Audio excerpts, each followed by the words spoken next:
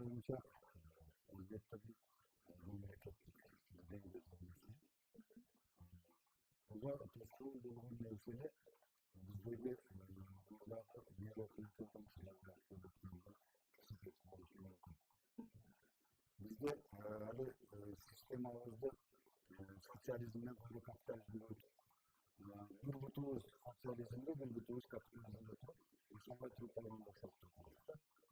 Sebebi ошол системага кондолгон келип бүгүн дагы ошол системаны бүгүнкү күндөгү системага аралаштырып алып мындай сиден мындай тоскоолдуксуз чыгып кеткенге мүмкүнчүлүк өзүбүздү күтүүбүздү байкайбыз.